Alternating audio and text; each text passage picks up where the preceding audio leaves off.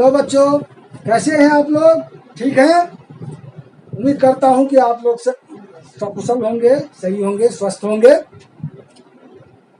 बच्चों, आज मैं विद्युत धारा के मैं पिछले 2-3 वीडियो बना रखा हूं, देखा होगा आप लोगों ने। तो उसमें प्रतिरोधों का संयोजन, श्रेणीबद्ध, समांतर क्रम, ये सब बता रखा हूं। आज मैं आप लोगों को इससे आगे का टॉपिक लिया हूं, जिसका नाम है विद्युत धारा का तापीय प्रभाव।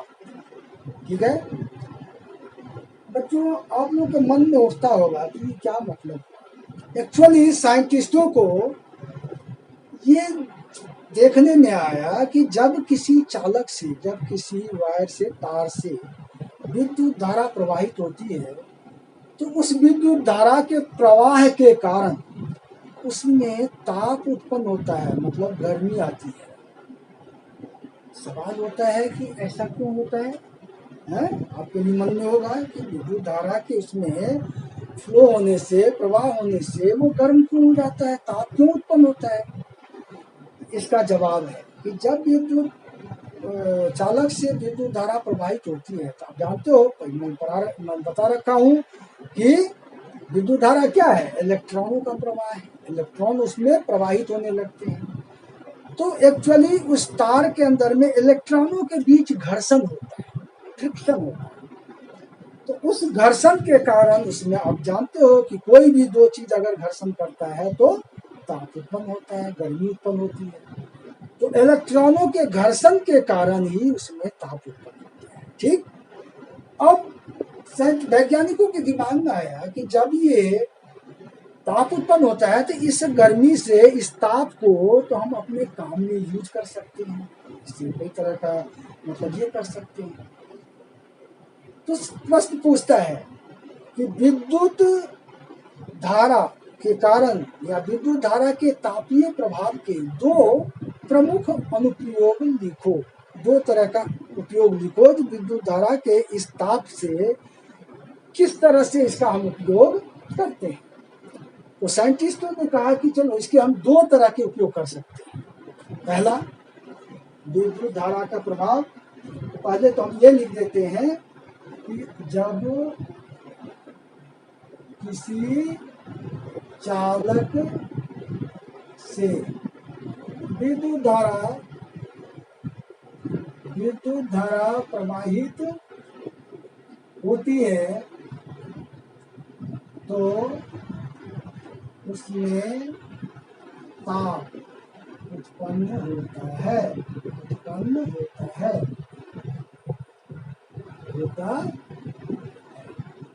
ठीक है, ये हो गया। ताप उत्पन्न होता है तो इसका अनुप्रयोग किस तरह से अनुप्रयोग होता है? दो तरह का उपयोग इसके किए जाते हैं। और दो तरह का उपयोग कौन सा है? तो पहला है वैद्युत तापीय संयंत्र। समझे? वैद्युत तापीय संयंत्र। वैद्युत तापीय संयंत्र क्या होता है? तो आपने देखा होगा, इलेक्ट्रिक प्रेस सबके घर में होगा, देखा होगा। ओवन देखे होंगे, हीटर देखे होंगे, है कि नहीं? इस तरह के कई चीज, गीजर होता है जो इलेक्ट्रिसिटी के कारण ही वो चीज काम करता है। क्यों काम करता है? क्योंकि वो ताप उत्पन्न करता है, गर्मी उत्पन्न करती है, इसीलिए वो काम करता है। नहीं तो पहला तो हो गया वैद्युत तापीय संयंत्र, जैसे भी लिख सकते हैं वैद्युत प्रेस, ओवन, हीटर, एक्सेट्रा, ये सब चीजें। ठीक है। दूसरा इसका अनुप्रयोग है फ्यूज के रूप में। आपने फ्यूज का नाम सुना, फ्यूज के रूप में भी इसका उपयोग करते हैं। फ्यूज क्या होता है? तो फ्यूज एक धातु का बना हुआ एक टुकड़ा होता है जो हमारे मेन लाइन में, जहाँ पर मीटर होते हैं, वहां पर इनको श्रेणीबद्ध में जोड़ा जाता है। क्या होता है कि कभी कभी जब मेन लाइन से बहुत अधिक इलेक्ट्रिक करंट, विद्युत धारा आ जाती है, तो वो हमारे घर में अगर अचानक आ गया तो हमारे जितने भी संयंत्र उस समय में काम करते रहते हैं, जैसे बल्ब है, पंखा है या और चीज़ है, तो उनके सारे मोटर जल जाते हैं, क्योंकि उतने हाई वोल्टेज को वो बर्दाश्त नहीं कर पाता। ठीक है, तो इसीलिए क्या किया जाता है कि बोर्ड के पास में ही एक धातु का टुकड़ा होता है जिसे फ्यूज कहते हैं, वो जोड़ दिया जाता है कि जब कभी अगर इतना हाई करंट आ गया, कभी कभार आ जाता है, तो वो टुकड़ा मेल्ट होकर के गिर जाता है और करंट को वहीं रोक देता है, फिर वो आपके घर में नहीं आने देता। जिससे क्या होता है कि घर के हमारे लाइट तो चली जाती है, लेकिन हमारा घर का जो संयंत्र है वो सुरक्षित रह जाता है। ठीक है, तो फ्यूज के रूप में। अब फ्यूज दो तरह के होते हैं। ये कितने होते हैं फ्यूज? ये दो तरह के होते हैं। एक होता है 5 एम्पियर रेटिंग और दूसरा होता है 15 एम्पियर रेटिंग। ये 5 एम्पियर रेटिंग का जो फ्यूज होता है, ये खास करके वहाँ लगाया जाता है जहाँ पर सो लो वोल्टेज के या कम पावर वाले संयंत्र चलते रहते हैं, जैसे पंखा हो गया, ट्यूब हो गया, छोटे छोटे जो हमारे घर में जो घर डोमेस्टिक ये अप्लायंसेज होते हैं वो जो यूज होते हैं, तो वहाँ पर 5 एम्पियर लगाया जाता है। और जहाँ पर हैवी मशीन काम करता है, जहाँ मशीन चल रहा हो, जैसे फैक्ट्रियों में वगैरह में, या एसी चल रहा हो, या बड़े बड़े कोई मोटर चल रहा हो, तो उस जगह पर हम 15 एम्पियर की रेटिंग लगाते हैं। ठीक है, तो ये दो तरह के इसके उपयोग। ठीक है, अब आता है कि एक क्वेश्चन और इसमें इससे रिलेटेड पूछता है कि विद्युत बल्ब में जो तंतु होते हैं, फिलामेंट जिसको कहते हैं, क्या कहते हैं? फिलामेंट। विद्युत बल्ब में जो फिलामेंट होते हैं वो प्रायः टंगस्टन के बनाए जाते हैं। ऐसा क्यों? दूसरे धातु का क्यों नहीं बनाते?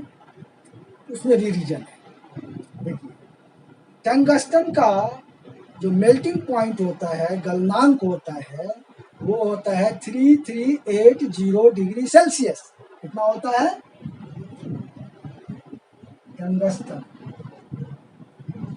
टंगस्टन का गलनांक होता है 3380 डिग्री सी।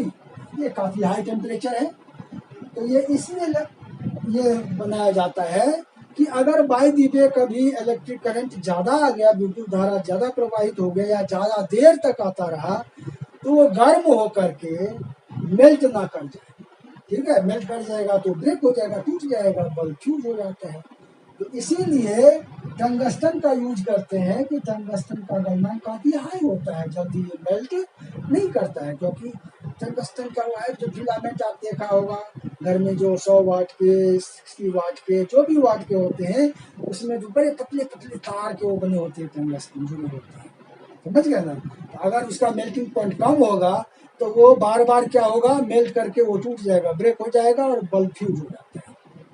तो इसीलिए मेनली इसका यही रीजन है कि विद्युत बल्ब में टंगस्टन लगाया जाता है, क्योंकि टंगस्टन का मेल्टिंग पॉइंट काफी हाई होता है, वो जल्दी मेल्ट नहीं करता और इससे बल्ब अधिक दिनों तक चलता रहता है। ठीक है, साथ ही साथ बल्ब के अंदर में दो गैस भरी जाती है। कौन कौन सी गैस भरी जाती है? Nitrogen and argon. आर्गन, ये दो गैस जो होते हैं ना, ये भरे जाते हैं, जो अक्रिय गैस कहलाते हैं। ये क्या करते हैं कि तंतु जो फिलामेंट होते हैं उसको सुरक्षित रखने का काम करता है, और जिससे काफी दिनों तक हमारा बल्ब चलता, काम करता रहता है। अदरवाइज वो बार बार फ्यूज होगा, बार बार हम नए बल्ब लाके लगाते रहेंगे। बात समझ में आ गई? चलिए, अब इसके बाद दूसरा टॉपिक मैं बताने जा रहा हूँ, वो है कि इस संबंध में अब सवाल होता है कि मैंने तो बताया कि विद्युत धारा के प्रवाहित होने से ताप उत्पन्न होता है। अब एक प्रश्न उठता है कि ये ताप कितना उत्पन्न होता है, इसकी गणना हम कैसे करें, कैसे किया जाता है, कैसे हम पता करें कि विद्युत धारा के प्रवाहित होने से कितना ताप, कितनी ऊष्मा उत्पन्न होती है। तो इसके संबंध में हमारे जूल साहब ने एक नियम दिया, जिसको हम कहते हैं जूल का तापन नियम। क्या कहते हैं? जूल का, इसको पेपर में भी आता है, आपको ठीक से इसको समझना है। जूल का तापन नियम। बहुत इंपॉर्टेंट है। अक्षर आते हैं जूल का तापमान। ये मैं लिखा देता हूँ। किसी चालक में विद्युत धारा के कारण उत्पन्न ऊष्मा, ठीक है, उत्पन्न ऊष्मा पहला विद्युत धारा के वर्ग के समानुपाती होती है। दूसरा प्रतिरोध, इसको जो प्रतिरोध होते हैं, प्रतिरोध, चालक का प्रतिरोध के समानुपाती होते हैं। और तीसरा है समय के समानुपाती। ये तीन चीज उन्होंने बताया। कौन बताया? तो जूल साहब ने। किसी चालक में विद्युत धारा के कारण उत्पन्न ऊष्मा विद्युत धारा के वर्ग के समानुपाती होती है, प्रतिरोध के समानुपाती होती है और समय के समानुपाती होती है। तो इस तरह से उन्होंने फाइनली एक फार्मूला दिया, बनता है इससे। वो ये दिया कि H = I² अब ये एक आपका फार्मूला बन गया जो आपको न्यूमेरिकल करने में हेल्प करेगा। इसको न्यूमेरिकल आता है। I मतलब विद्युत धारा, R प्रतिरोध, T समय और H ऊष्मा, हीट, ठीक है।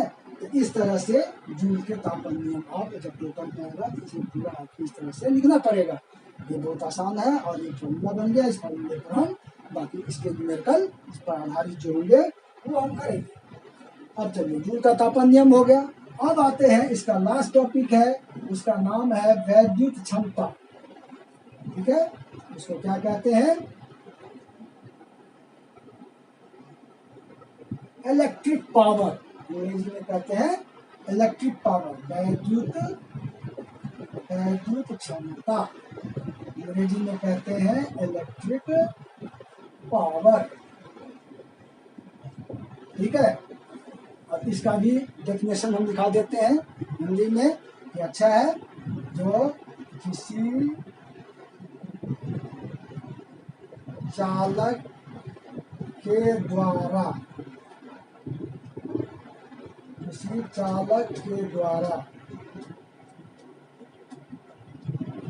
विद्युत धारा के कारण उत्पन्न ऊष्मा के उपयोग करने की दर को वैद्युत क्षमता कहते हैं। वैद्युत क्षमता कहते हैं। समझ गए? ये डेफिनेशन आप लिख सकते हो। और इसका SI मात्रक होता है वाट,